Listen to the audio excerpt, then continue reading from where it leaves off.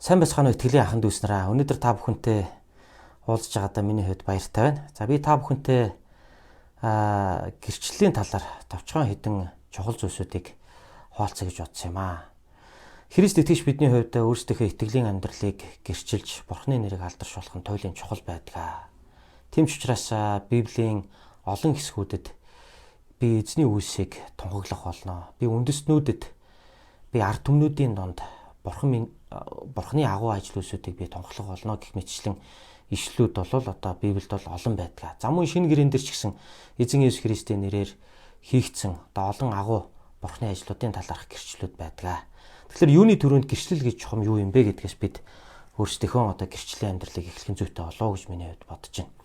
Олон хүмүүс гэрчлэл гэж юу вэ гэдэг дээр тодорхой ойлголтгүйгээсээ болоод гэрчлэлд хойроо хандах, эзний нэрийг гэрчлэхээс зайлсхийх, өөрөөсөө ичих, өөртөө итгэлгүй байх. Эсвэл одоо Бурхан миний амьдралд одоо тэр хүний амьдралд хийсэн шиг онцгой том ажлуудыг хийгээгүй учраас би ч одоо юугаа ярих вэ гэсэн байдлаар одоо хит одоо аль нэг тал руугаа тууширч хандах хандлагууд бол итгэгчнэрийн одоо байдлаас бол нэлээдгүй харагдтiin баамаа. Тэгэхээр гэрчлэл гэдэг маань Бурхан миний амьдралд юу хийснийг бусдад хуваалцах явдал юм а гэж хамгийн энгийнээр одоо бид нар ойлгох боломжтой юм а.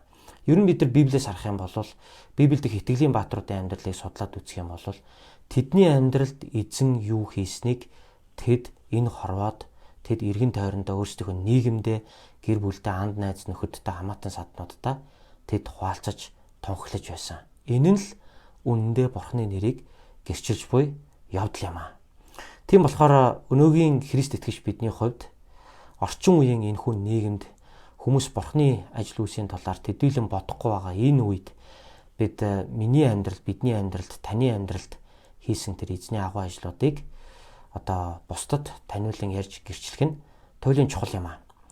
Тэгээ ингээд гэрчлээд ярингуут бас нэг дараагийн асуулт гарч ирдэг. Зарим хүмүүс бас тэгж асуудаг тийм ээ.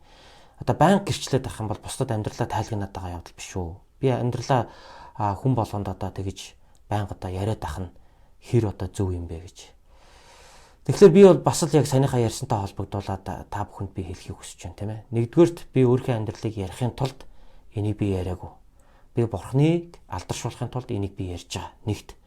Хоёрт гэвэл үнэхээр миний амьдралд Бурхан ажиллаа хийгээд намайг эдгээсэн, намайг чөлөөсөн, миний амьдралын хүнд үед надад тусалсан, миний зан хандлагыг өөрчилсөн гэх мэт зүйлсүүд байгаа үед үнэхээр бид энэ бүгдийг хэн нэгэнтэй хуваалцаж ярихгүй байж чаддгүй маа.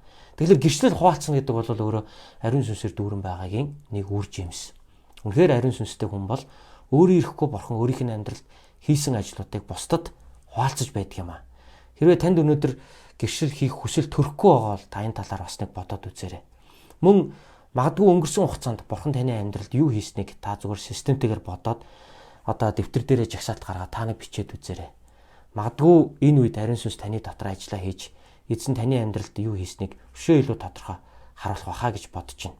За мэдээж бид өдрөө болгон гэрчлэл ярина гэдэг бол нэг ойлголт. Бид сард нэг удаа гэрчлэнэ гэдэг бол бас нэг ойлголт. Магадгүй жилдээ 2-3 удаа эзний миний амьдралд хийсэн ажлуудыг гэрчлэнэ гэдэг бол бас өөр ойлголт байдаг. Тэгэхээр гэрчлэл гэдэг бол зөвхөн гайхамшигыг тухай яриа юмаа гэж ойлгодог. Энэ ойлголтоос болоод олон итгэгч нар юу гэж боддог вэ? Үнэндээ надад гэрчлэл байхгүй. Би ч одоо юугаа гэрчлэх вэ гэж ингэж хэлэх гээд байдаг, ингэж бодоод байдаг. Гэтэл гэрчлэл гэдэг бол зөвхөн одоо өвчин эдгэрсэн мөнгөгүй байж хаад мөнгөтэй болсон, эсвэл шорон оронд явж хаад одоо шорон оронгоос гарсан, эсвэл одоо амар одоо ямар нэгэн одоо гаж зүйлд одоо донцсон байж байгаа тэрнээсээ чөлөөлөгдсөн тухай бол зөвхөн биш юм. Мэдээж энэ мөн. Гэхдээ энэс гадна миний хандлагыг өөрчилсөн, надад амьдралын ухаарлыг ойлгуулсан, надад бусдад харилцах харилцаанд минь өөрчлөлт өгсөн, мөн надад өөрийнхөө хийж байгаа ажил үйлстэй амьдралдаа ултаа суурьтай мэрэгэн ухаантай хандхад одоо хүргэсэн олон одоо амьдралын жижиг одоо нуглаанууд бидний амьдралд Бурханаар одоо бичигддэг шүү дээ. Энэ бүгдийг харж ойлгож энийг бид ухаалаг арга замаар гэрчлэх нь хамгийн сайн гэрчлэл юм болов уу гэж би хувьдаа боддог. Заримдаа хүмүүс бас тэгж асуудаг. Олонний өмнө ер нь гэрчлэмээргүй байна.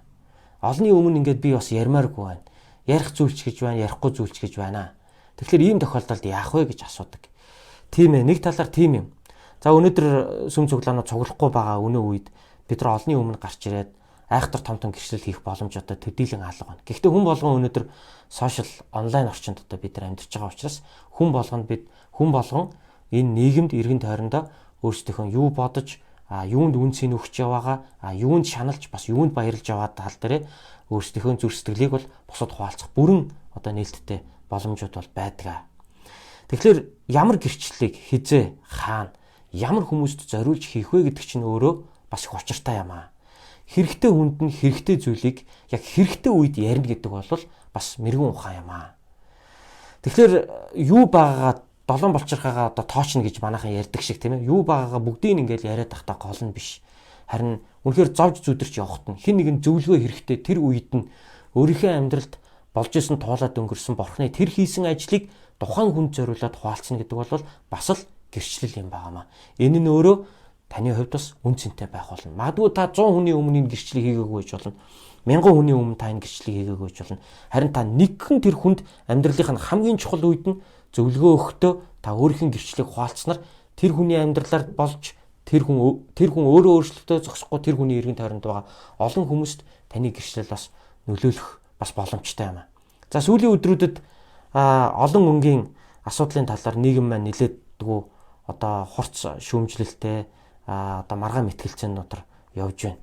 Тэгээ энэтэй холбогдуулаад жишээлбэл одоо өмнө нь одоо өөрийгөө эмэгтэй гэж итгэж авсан нэгэн хүн тэр өөрийн сэтгэлийн тэр өвчнөөсөө эдгэрч чөлөөлөгдөөд одоо жинхэнэ одоо хүнийхээ амьдралаар амьдарч эхэлсэн тухайга гэрчсэн гэрчлэлийг би саяхан сошиал онлайн дээрээс олж би харж ирсэн. Жишээ нь тэр гэрчлийн хувьд бол өдөр болгон тиймэрхүү гэрчлэлүүдийг бид сонсоод байхгүй. Гэхдээ яг хэрэгтэй нийгэм яг энэ асуудал дээр өнөөдөр гаргалгаа хайж байгаа бид яах ёстой юм бэ гэж асууж байгаа. Яг энэ үед энэ хүний гэрчлэл нэг талаар өөрийнхөө хувийн амьдралыг нууц одоо тэр болгон хүмүүс дэлгээд аймааргүй зүйлээ дэлгэж байгаа боловч энэ нь олон залуучуудад хэрэгтэй гэдэг утгаараа энэ хүн бол яг цагаа олж ярих юмаа зоригтойгоор ярьж бас чадж байгаа юм аа. Тийм болохоор бид нар гэрчлэлийг ийхүү одоо бодож мөн ариун сүнсний одоо удирдамжинд дор хэрэгтэй хүнд хэрэгтэй үед нь хэрэгтэй газараа бид зөв арга замаар гэрчлэх нь хамгийн сайн зүйл юм шүү гэдгийг та бүхэндээ хуваалцмаар байна. Ингээд бүгдээрээ эзний нэрийг энэхүү амьдралтаа үргэлж гэрчилж амьдарцгаая.